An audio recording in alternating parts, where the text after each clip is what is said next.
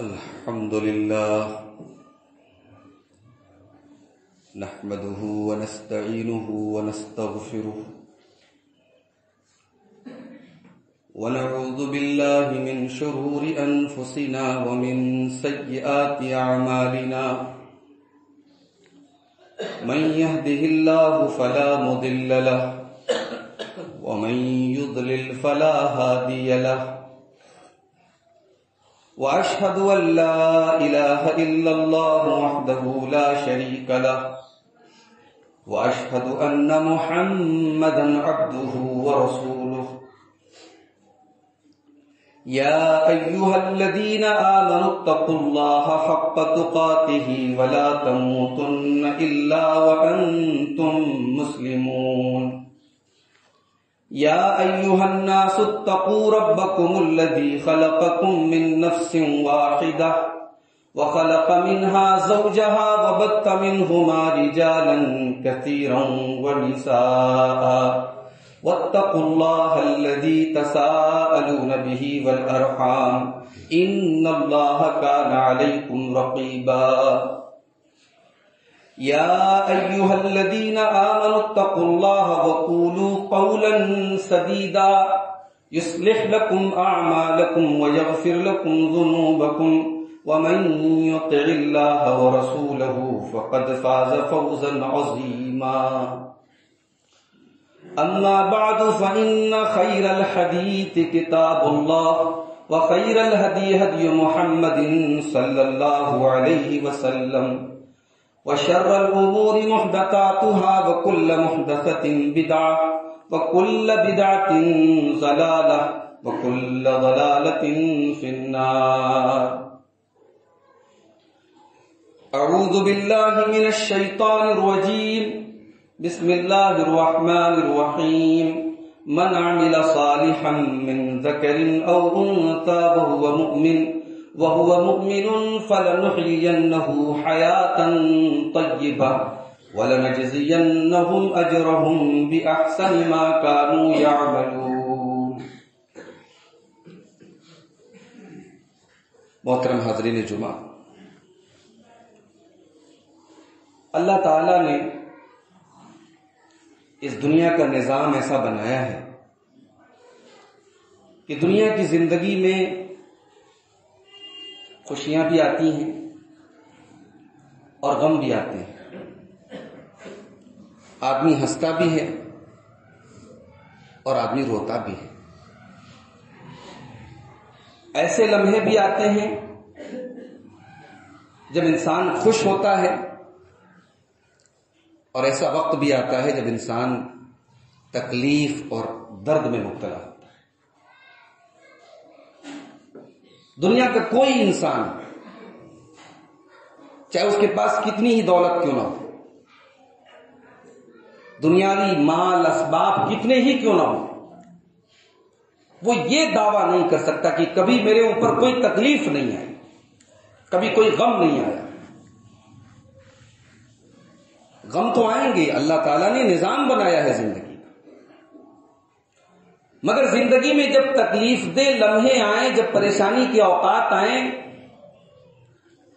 تو پھر انسان کیا کرے؟ کیا اس تکلیف کو، اس درد کو، اس غم کو اپنے اوپر مسلط کر لے؟ بہت سارے لوگ ہوتے ہیں زندگی میں کبھی کوئی ٹریجڈی ہوئی، کوئی پریشانی ہوئی، کوئی تکلیف آئی تو بیمار پڑ جاتے ہیں، کھانا نہیں کھایا جاتا، زندگی بے نور ہو جاتی ہے، زندگی کی ساری لذت جیسے لگتا ہے ختم ہو گئی. اسی لیے ہماری شریعت نے جہاں تک ممکن ہو غم سے دور رہنے کی تعلیم دی ہے. تکلیف تو آئے گی، درد تو آئے گا، پریشانی تو آئے گی، پریشانی اور تکلیف میں بھی جہاں تک ممکن ہو انسان غمگین نہ رہے، سیڈ نہ رہے، اداس نہ رہے، اپنے آپ کو بزی رکھے، اپنے آپ کو خوش رکھے. شریعت نے ہمیں خوش رہنے کی تعلیم دی.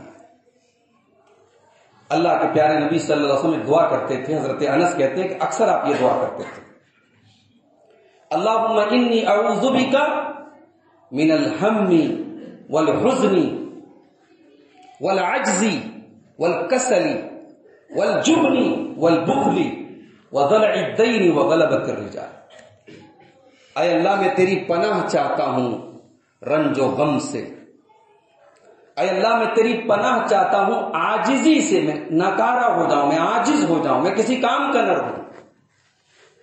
اے اللہ میں تیری پناہ چاہتا ہوں کاہلی سے، سستی سے، اے اللہ میں تیری پناہ چاہتا ہوں بزدلی سے، اے اللہ میں تیری پناہ چاہتا ہوں بخیلی اور کنجوسی سے، اے اللہ میں تیری پناہ چاہتا ہوں قرض کے بوجھ سے، اور اے اللہ میں تیری پناہ چاہتا ہوں لوگوں کے میرے اوپر حاوی ہونے سے، لوگ میرے اوپر حاوی ہو جائیں، لوگ مجھے میرے اوپر غالب آ جائیں، میں دب جاؤں۔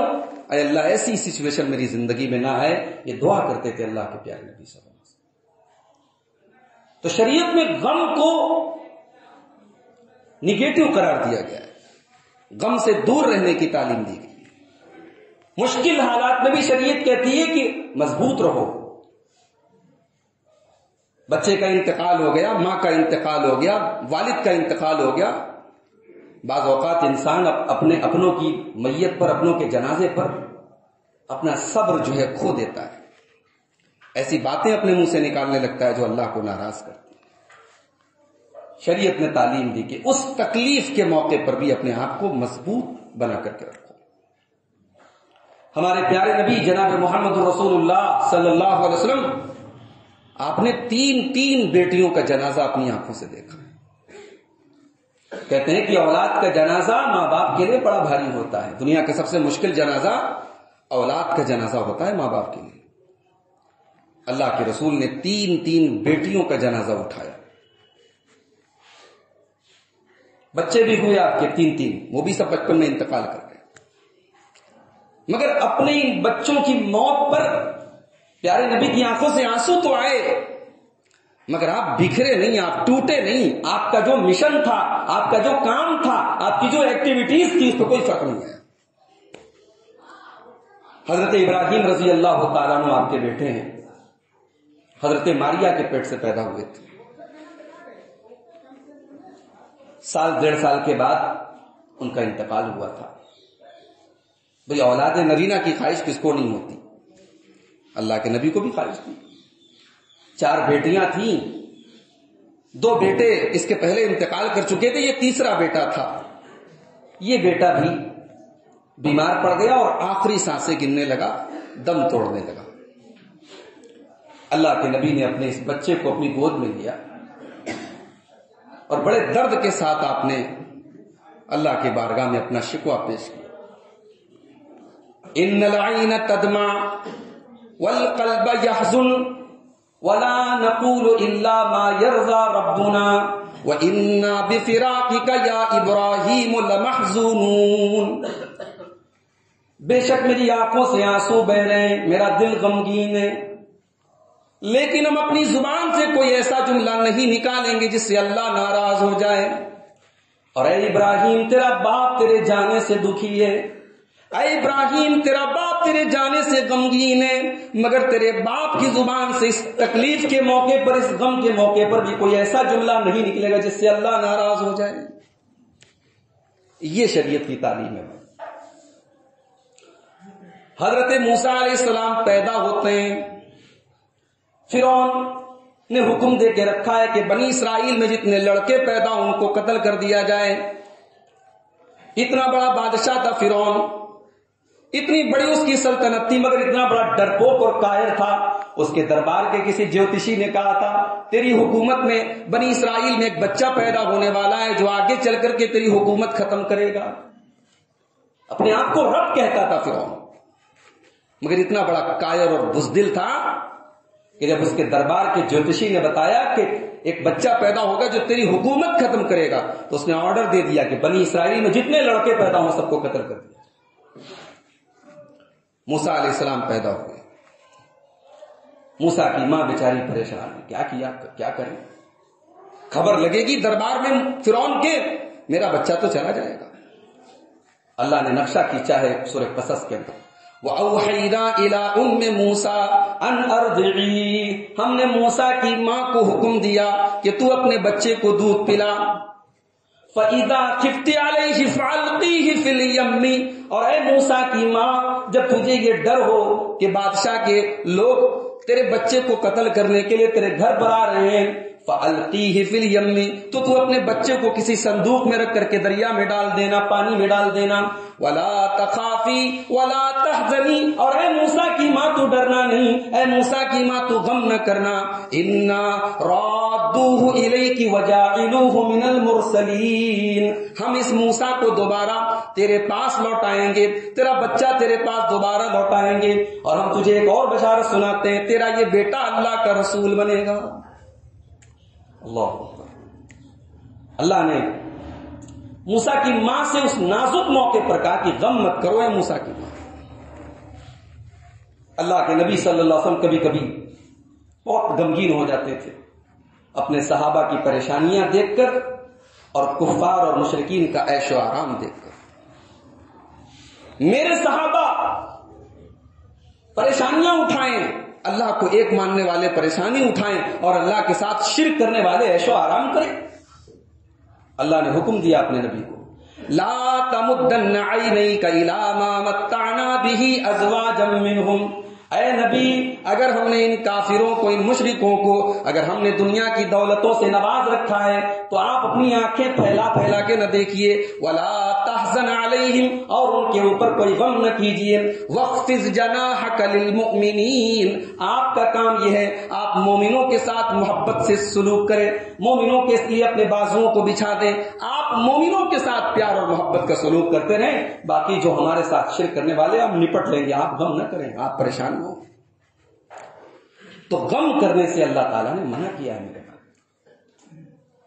ہماری زندگی میں جتنے حادثے ہوتے ہیں، ہمیں جتنی چوٹ پہنچتی ہے، ہماری آنکھوں میں جتنے آنسو آتے ہیں، ہماری زندگی میں آنے والا ہر مشکل وقت ہمارے گناہوں کی معافی کا سبب بنے گا انشاءاللہ. اللہ کے پیارے نبی فرماتے ہیں، ما یصیب المسلم من نصب ولا وصب ولا ہم ولا حزن ولا اذن ولا غم حتى الشوکۃ یشاقها، مسلمان کی زندگی میں جو بھی تکلیف آتی ہے، جو بھی درد آتا ہے، جو بھی غم آتا ہے، یہاں تک کہ کوئی کانٹا بھی اس کے پیر میں چبھتا ہے، الا کفر اللہ بها من خطایا، بخاری اور مسلم کے الفاظ ہیں، اللہ تعالیٰ اس تکلیف کو، اس کانٹے کے چبھنے کو اس مومن کے گناہوں کا کفارہ بنا دیتا ہے، اس کے گناہوں کی بخشش کا ذریعہ بنا دیتا ہے. اور پھر ہم کیوں پریشان ہوئے؟ کورونا کا دور ہم نے دیکھا، لاک ڈاؤن میں لوگوں کے کاروبار بند ہو گئے، کتنے لوگ قرضدار ہو گئے، لوگوں کی روزی روٹی کے مسائل بڑھ گئے، لوگوں کے چہرے پہ چنتا کی لکیریں آ گئی، اس پر سے حکومت کی طرف سے طرح طرح کے نئے نئے مسائل پیدا ہونے لگے.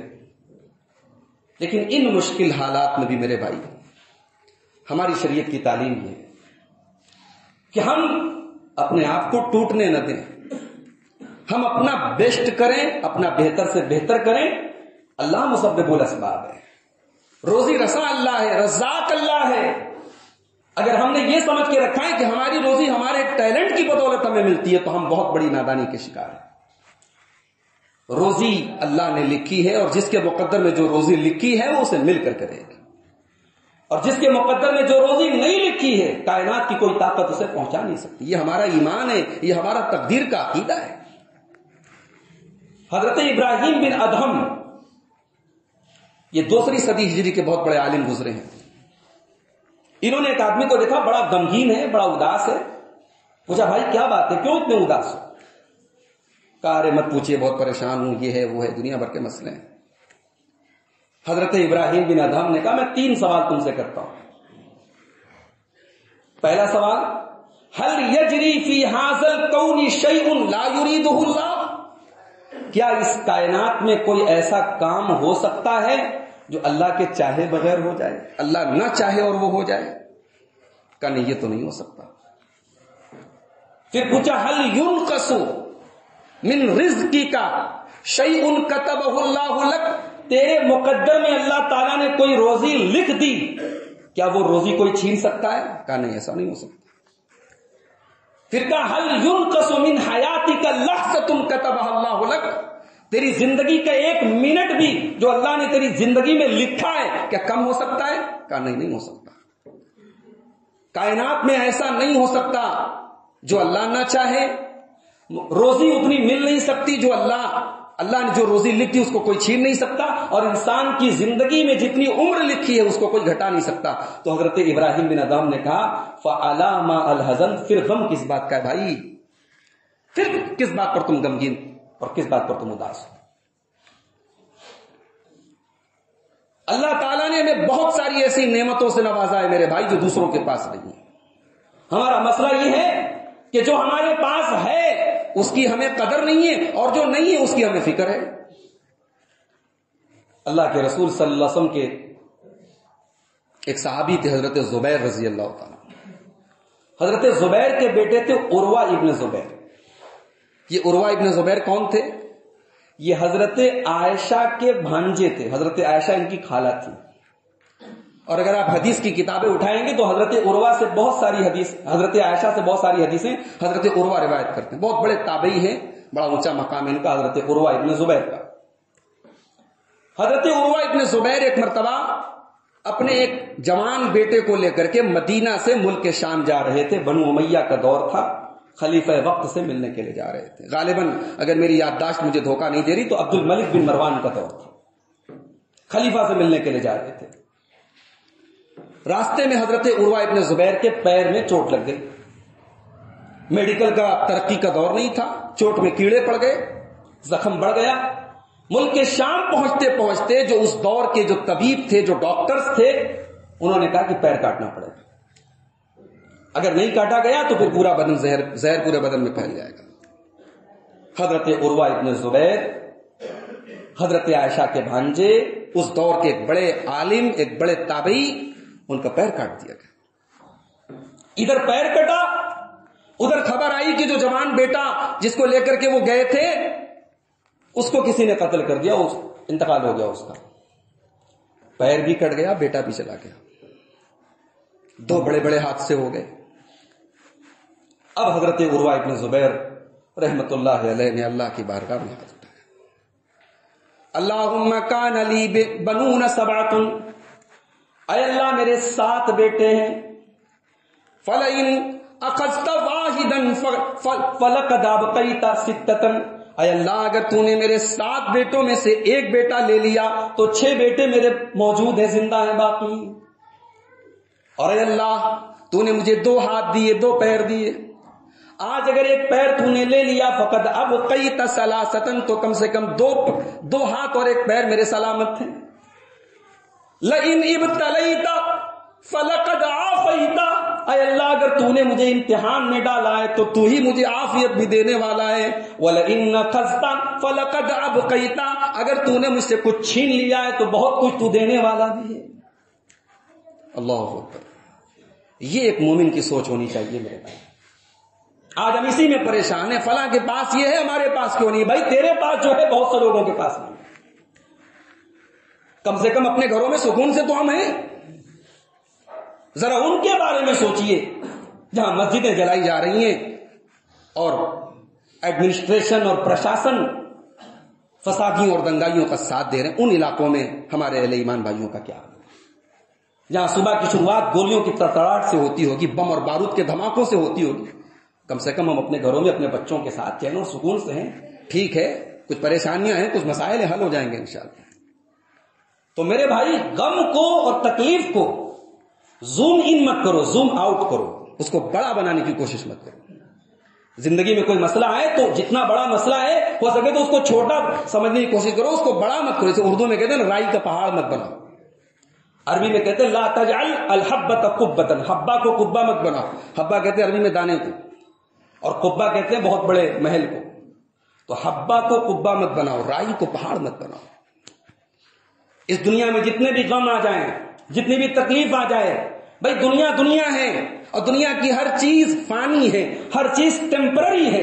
نہ دنیا کے رشتے ہمیشہ کام دیں گے، نہ دنیا کی دولت ہمیشہ کام دے گی، نہ دنیا کی دوستی ہمیشہ کام دے گی. اصل زندگی تو آخرت کی زندگی. اسی لیے آپ دیکھیں کہ حضرت موسیٰ علیہ السلام کے دور میں فرعون کے خاندان کا ایک آدمی مسلمان ہو گیا. فرعون کے خاندان کا ایک آدمی مسلمان ہو گیا, اور جب وہ مسلمان ہو گیا تو اس نے اپنی قوم کو اسلام کی دعوت دی, ایمان کی دعوت دی, اور اس نے بڑی پیاری بات کہی. کہا کہ یا قوم انما هذه الحیات الدنیا متاع, اے میری قوم کے لوگوں, یہ دنیا کی زندگی تو متاع ہے, یہ چند دنوں تک فائدہ اٹھانے کی چیز ہے. نہ یہاں کی خوبصورتی ہمیشہ کی, نہ یہاں کی دولت ہمیشہ کی, نہ یہاں کی طاقت ہمیشہ کی, نہ یہاں کی کرسی ہمیشہ کی, نہ یہاں کی عزت ہمیشہ کی. انما هذه الحیات الدنیا متاع, اے میری قوم کے لوگوں, یہ دنیا تو چند دنوں تک تمہارے کام آئے گی. وَإِنَّ الْآخِرَةَ هِيَ دَارُ الْقَرَارِ, اور آخرت کی جو زندگی ہے وہ دار القرار ہے, وہ ہمیشہ کام آنے والی ہے. جو دنیا فنا ہو جائے گی اس دنیا کے غم کو ہم پال کے بیٹھے ہیں, اور جس آخرت میں تکلیفیں اور مصیبتیں اگر آئیں گی تو ہمیشہ آئیں گی, اور نعمتیں ملیں گی تو ہمیشہ ملیں گی, وہاں کی ہمیں کوئی فکر نہیں. تو آئیے, وقت ختم ہو رہا ہے, چلتے چلتے ہم چند اہم چیزیں آپ کے سامنے بیان کر دیں. غم کا علاج اور غم کو دور کرنے والی اور تکلیف کو دور کرنے والی چند چیزیں آپ کے سامنے بیان. سب سے پہلی تو چیز یہ ہے کہ آدمی اپنے ایمان کو مضبوط کرے, اپنے عمل کو درست کرے. ہم جتنا اللہ کو ناراض کریں گے اتنا ہماری زندگی میں پریشانیاں ہیں. میں نے جو آیت آپ کے سامنے پڑھی تھی, سورہ نحل کی آیت پڑھی تھی, قرآن کے 14ویں پارے کی. من عمل صالحا من ذکر او انثى, جو بھی نیک عمل کرے گا ایمان کے ساتھ, چاہے وہ مرد ہو چاہے وہ عورت ہو, فلنحيينه حیاتا طیبہ, ہم اسے دنیا میں بھی چین اور سکون کی زندگی عطا فرمائیں گے. ولنجزینهم اجرهم باحسن ما كانوا يعملون, اور آخرت میں بھی اس کو بہترین بدلہ دیں گے.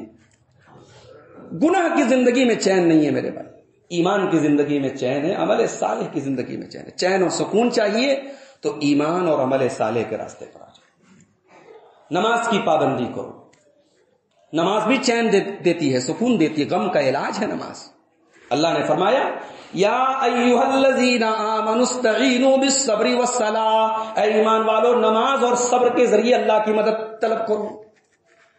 اللہ کے پیارے نبی کے بارے میں ابو داؤد کی روایت ہے کہ جب بھی آپ کے اوپر کوئی مسئلہ آتا, کوئی پرابلم آتی, آپ نماز کے لیے کھڑے ہوتے.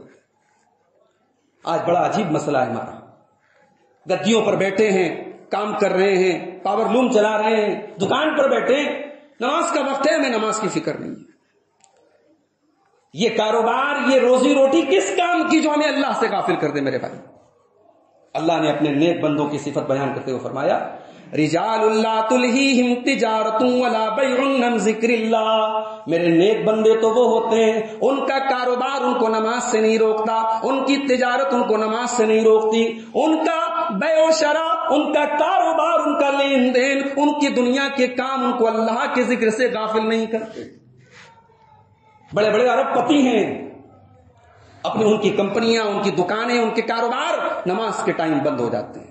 نماز کے ٹائم صرف نماز, نماز سے بڑی کوئی چیز نہیں ہے, نماز سے بڑا ہمارا کاروبار نہیں, نماز سے بڑا ہمارا کسٹمر نہیں ہے, نماز سے بڑی ہماری تجارت نہیں ہے, نماز سے بڑی کوئی چیز نہیں. تو نماز کے ذریعے غم کا علاج ہو سکتا ہے. اور استغفار کریں ہم کثرت سے. اللہ کے پیارے نبی فرماتے ہیں من لزم الاستغفار, جو پابندی سے استغفار کرتا ہے, اپنے گناہوں کی اللہ سے معافی مانگتا ہے, رات میں دن میں اللہ سے مغفرت طلب کرتا ہے, جعل اللہ له من كل ضيق مخرجا, اللہ ہر پریشانی سے اس کو نکلنے کا راستہ دے دیتا ہے. پریشانیوں سے نکلنے کا راستہ استغفار ہے, اللہ سے اپنے گناہوں کی معافی ہم مانگیں. نبی کریم صلی اللہ علیہ وسلم کے اوپر درود کثرت سے پڑھیں. ہم لوگ اہل حدیث ہیں, نبی کی محبت کے نام پر ہم بہت غول جلول حرکتیں نہیں کرتے, الٹی سیدھی حرکتیں نہیں کرتے, مگر جو چیز ثابت ہے اس میں ہم کوتاہی نہیں کریں گے. کثرت سے درود پڑھیں میرے بھائی, اس معاملے میں تھوڑا پیچھے ہیں ہم اور آپ. درود پڑھیں کثرت سے. حضرت ابی بن کعب رضی اللہ تعالیٰ عنہ, ترمذی کی صحیح روایت ہے, اللہ کے رسول سے کہتے ہیں کہ اللہ کے رسول, جب میں اللہ کی بارگاہ میں دعا کرنے کے لیے ہاتھ اٹھاتا ہوں تو میں آپ کے اوپر درود بھی پڑھتا ہوں, تو میں اپنی دعا میں کتنی دیر تک آپ کے اوپر درود پڑھوں؟ اللہ کے نبی نے فرمایا کہ تمہاری مرضی, ما شئت, جتنا چاہے اتنا دعا میں اپنے درود پڑھ سکتے ہو. کہا ہے اللہ کے رسول کیا میں اپنی دعا کا 1/4 حصہ، اپنی دعا کا 54 حصہ، 1/4 حصہ، 25% حصہ میں آپ کے اوپر درود کے لیے خاص کر دوں؟ اللہ کے رسول نے فرمایا تمہاری مرضی ہے، اگر اس سے بھی بڑھا دو تو اور بہتر ہے۔ کہا کہ اللہ کے نبی پھر میں ایسا کرتا ہوں اپنی دعا کا میں آدھا حصہ آپ کے اوپر درود کے لیے خاص کر دیتا ہوں۔ اللہ کے نبی نے فرمایا تمہاری مرضی، اگر اس سے بھی اور زیادہ کر لو تو کوئی حرج کی بات نہیں۔ کہا کہ یا رسول اللہ پھر ایک کام کرتا ہوں کہ اپنی دعا کا 2/3 حصہ یعنی لگ بھگ 66% اپنی دعا کا حصہ میں آپ کے لیے درود پڑھنے کے لیے خاص کر لیتا ہوں۔ اللہ کے رسول نے فرمایا کہ اگر اس سے بھی زیادہ تم میرے اوپر درود پڑھو تو اور بہتر ہے۔ حضرت ابی بن کعب نے کہا کہ اللہ کے رسول پھر ایک کام کرتا ہوں، میں جب دعا کے لیے ہاتھ اٹھاؤں گا تو میں ایک مخصوص ٹائم میں، خاص ٹائم میں جو دعا کرتا ہوں اس دعا میں صرف آپ کے اوپر درود پڑھوں گا، اس دعا میں کچھ اور نہیں مانگوں گا، صرف آپ کے اوپر درود پڑھوں گا۔ اللہ کے نبی نے فرمایا اذن تکفی ہمک ویغفر لک ذنبک، اے ابی بن کعب اگر ایسا تم کرو گے تو انشاءاللہ تمہارے سارے غم دور ہو جائیں گے اور تمہارے گناہ اللہ کے معاف ہو جائیں گے۔ تو درود پڑھنے سے بھی غم کا علاج ہوتا ہے۔ اور ایک آخری چیز بیان کر کے بات ختم کر رہا ہوں کہ بھائی گرتے ہیں شہ سوار ہی میدان جنگ سے۔ مشکل وقت جب آتا ہے کچھ سکھانے کے لیے آتا ہے، کبھی کبھی ہمارا نقصان کسی بڑے فائدے کی خوشخبری لے کر کے آتا ہے۔ غزوہ احد میں مسلمان ہار گئے، جیتی جنگ ہار گئے، تکلیف میں تھے، 70 کے قریب مسلمان شہید ہو گئے، اللہ کے نبی زخمی ہو گئے، اللہ کے نبی کا چہرہ لہو لہان ہو گیا، سارے مسائل ہوئے۔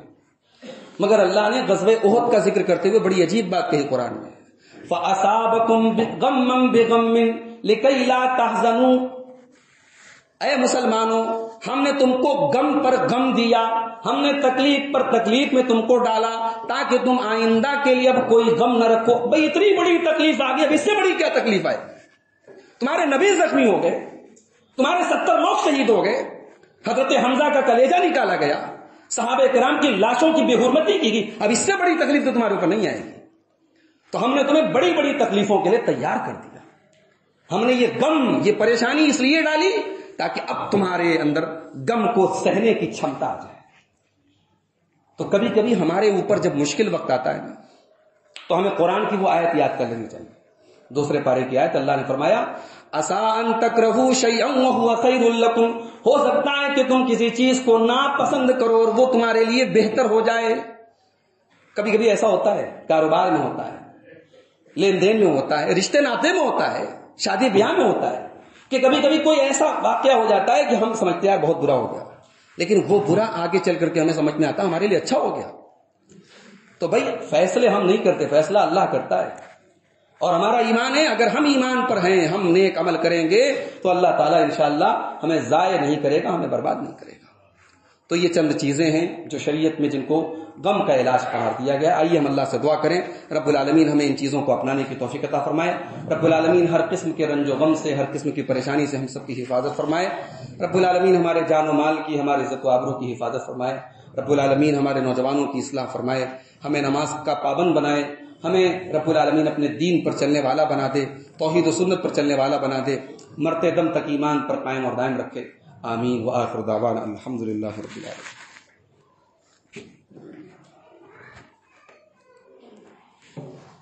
الحمد للہ کفا وسلام علی عباده الذین اصطفى، اما بعد فاعوذ باللہ من الشیطان الرجیم، بسم اللہ الرحمن الرحیم، ان اللہ وملائکتہ یصلون علی النبی یا ایہا الذین آمنوا صلوا علیہ وسلموا تسلیما، اللہم صل علی محمد وعلی آل محمد کما صلیت علی ابراہیم وعلی آل ابراہیم انک حمید مجید، اللہم بارک علی محمد وعلی آل محمد كما باركت على إبراهيم وعلى آل إبراهيم إنك حميد مجيد، اللهم أعز الإسلام والمسلمين وأذل الشرك والمشركين ودمر أعداء الدين برحمتك يا أرحم الراحمين، إن الله يأمر بالعدل والإحسان وإيتاء ذي القربى وينهى عن الفحشاء والمنكر والبغي يعظكم لعلكم تذكرون۔